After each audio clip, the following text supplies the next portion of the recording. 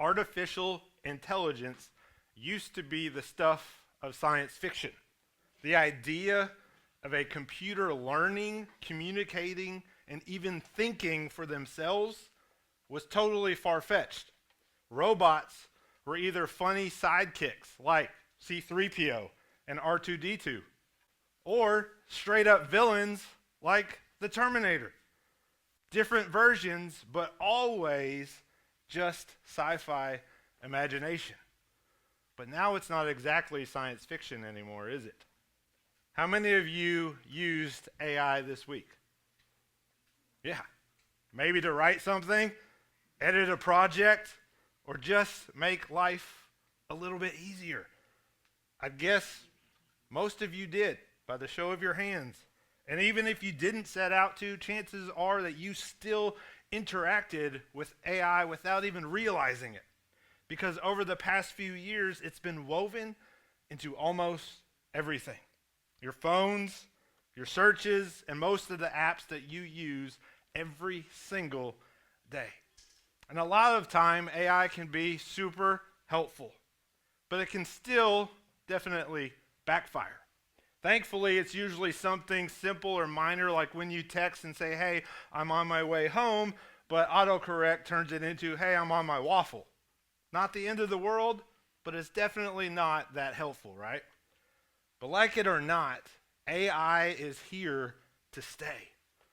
And if we're being honest, pretty much most of us are okay with that. AI has changed how we live, how we learn, and how we create. It's reshaping entire industries. And you guys might actually be the last generation that remembers life before AI. For the kids coming up behind you, it's just going to feel like it's always been a part of this world. And history has so many moments like this, game changers that shift how people think and live. For people born in the 80s and 90s, it was the internet. How many of y'all remember AOL? For people born 100 years earlier, like Ron, it was the telephone. That changed everything.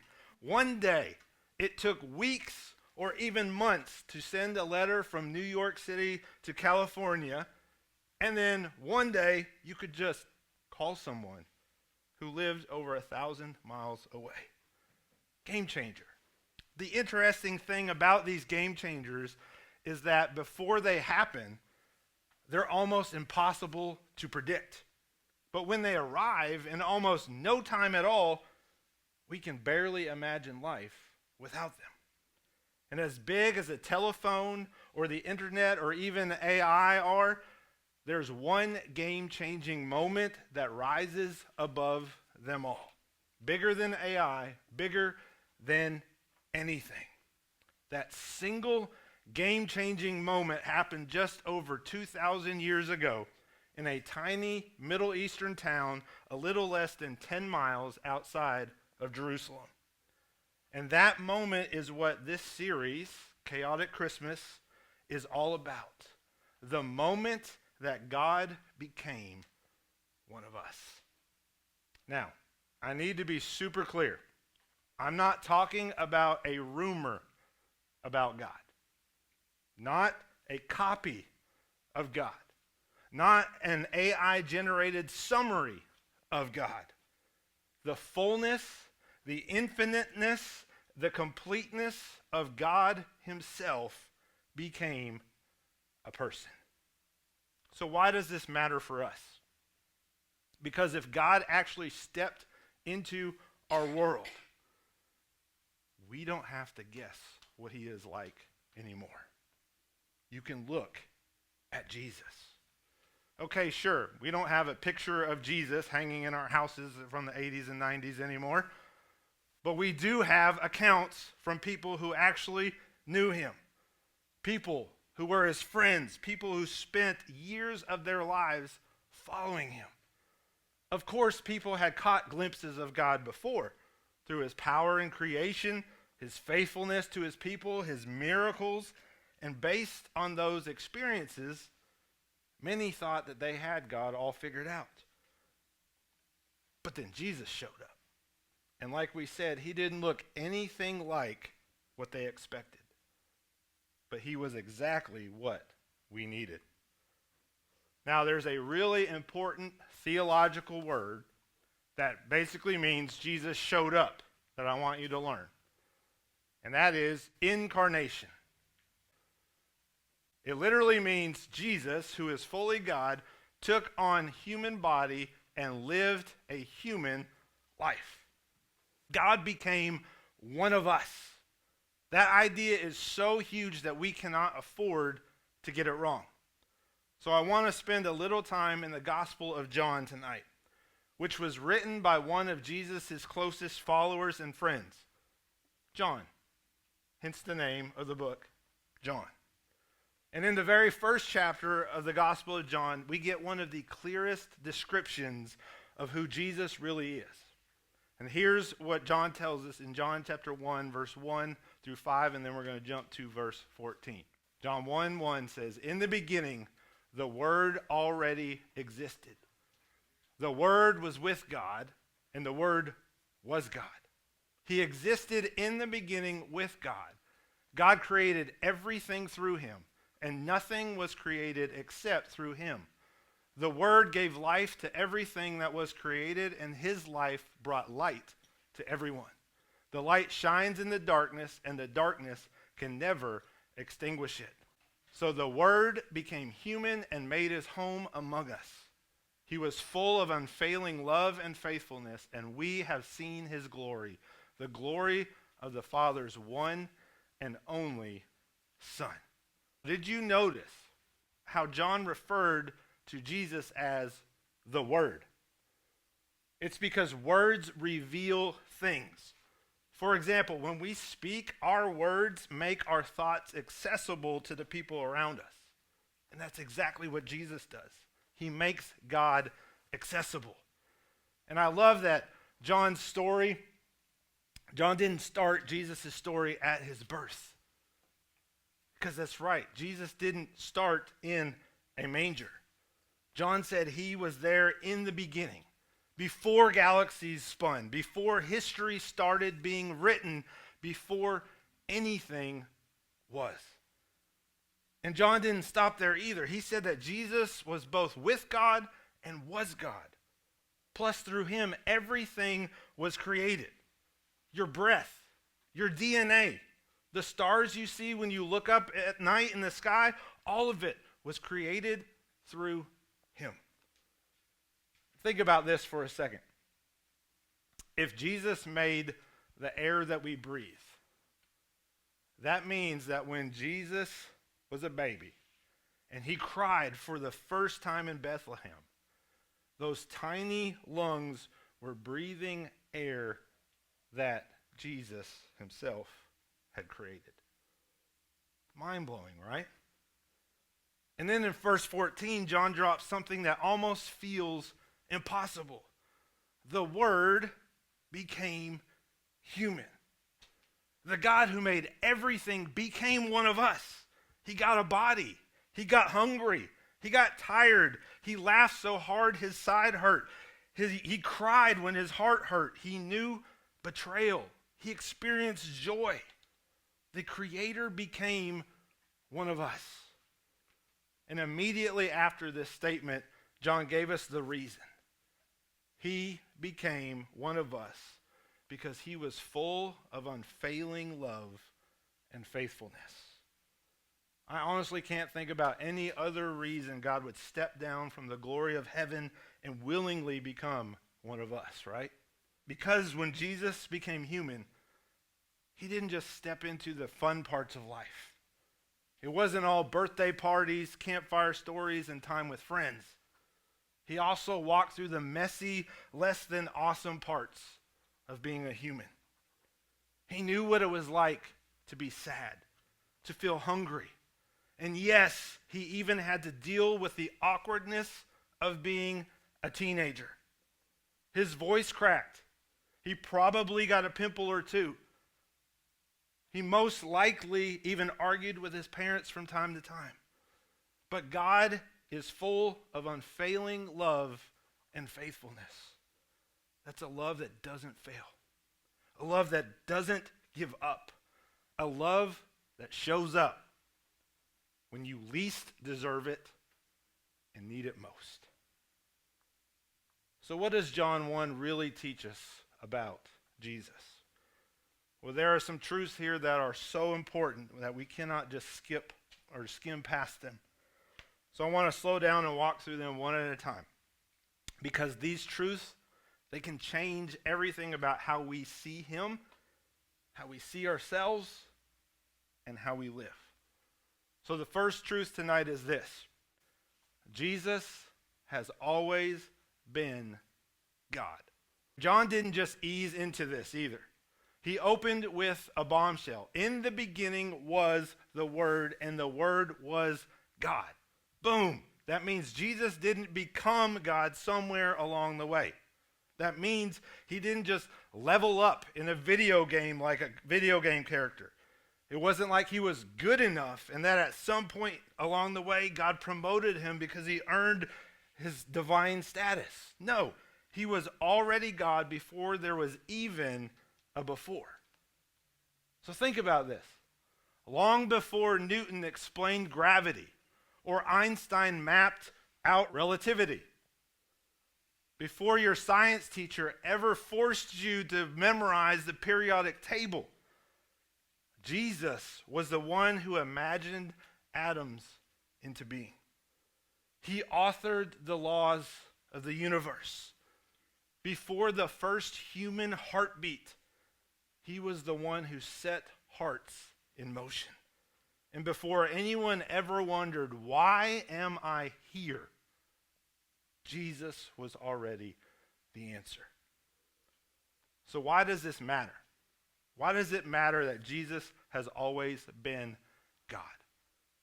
Because if Jesus has always been God, he's not an add-on.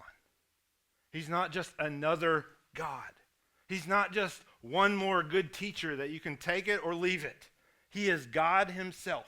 Jesus is all-powerful, all-knowing, greater than we could ever imagine, and that means he is worthy of our worship.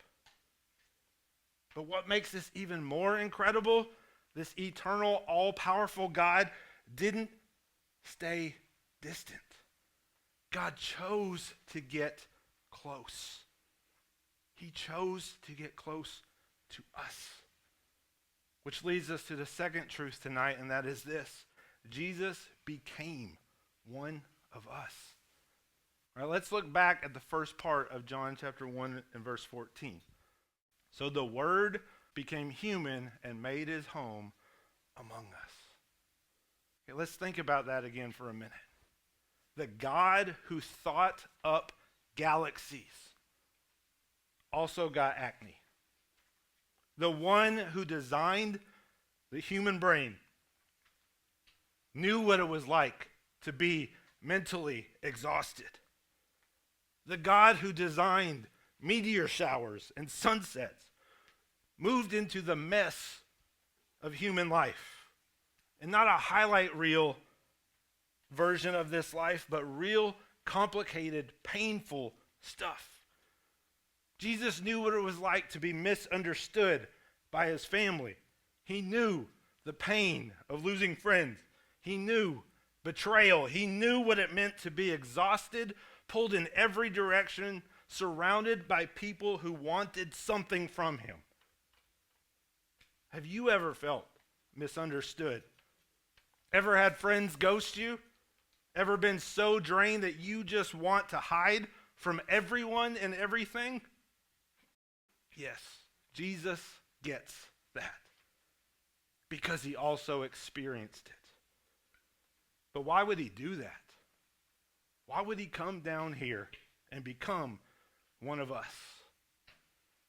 Because love doesn't watch from the sidelines. And what I mean by that is this: what is more convincing? Someone saying, "I care," in a text message, or someone who actually shows up at your door when you are falling apart? That's the beauty of the incarnation. God didn't just send a messenger or a message. He sent himself.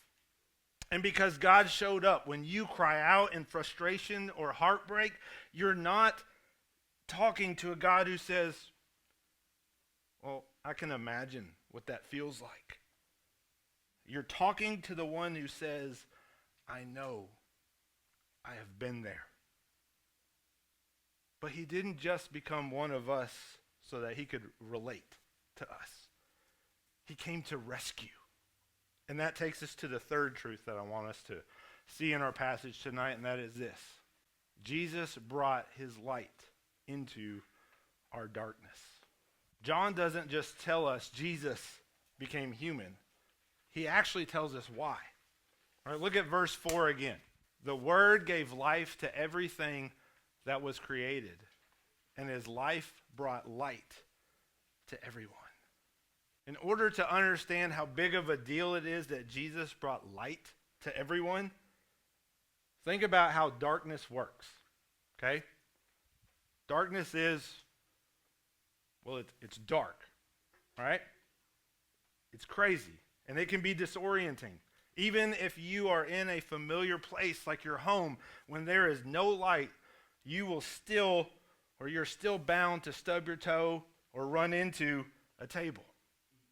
But as soon as you see even the smallest, the tiniest little bit of light, like say on the clock on your oven or a night light in the hallway, getting your bearings becomes a million times easier.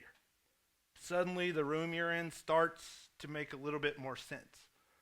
But that's nothing compared to what happens when you find the light switch. And that's basically what Jesus did. When he became one of us, it was like he flipped on a light switch in a room that had been completely dark and didn't even have windows. Before Jesus, humanity was trying to figure out the answers to some of life's deepest questions. Who is God really? How can we know him, and what does he want from us? And there had been glimpses of God through creation, through the law, through the prophets, but there were still so many unanswered questions. But when Jesus showed up, suddenly people could see God's heart up close. They could see his love. They could finally see that God wasn't just some distant imperial deity. Instead, he's a caring creator who loves us enough to join us and bring life into our broken world. So when life feels overwhelming, you're not stumbling around in the dark hoping to find an exit. You are walking with the light himself. So what does that mean for all of us?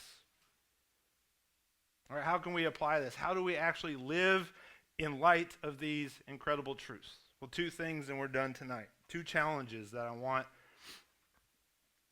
I have for you as we continue to celebrate this Christmas season. The first challenge is this. Make it a point to remember who Jesus really is. And I'll be the first to admit that it's easier than it should be to let Jesus become small in our minds, especially during Christmas, when we mainly picture him as a baby in a manger. But I want to challenge you to remember the full truth of the Christmas story. So when you see nativity sets, Christmas lights, or hear Christmas songs, let them remind you of this incredible truth, that the baby in that manger is the same God who spoke galaxies into existence.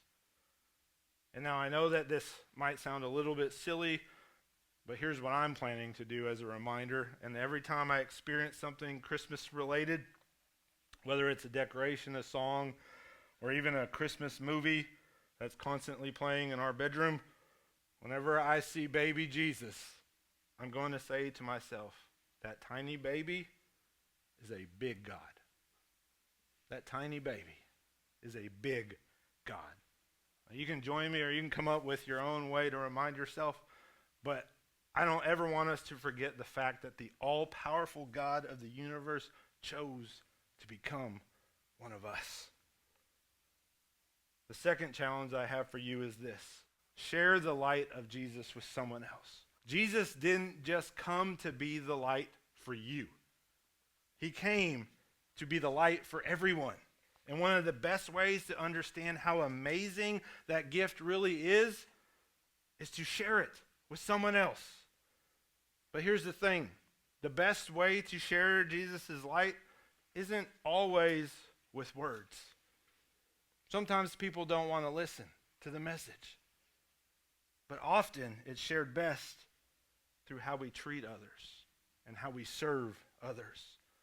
So I want to challenge you to look for someone in your life who might need to experience Jesus' love through your actions.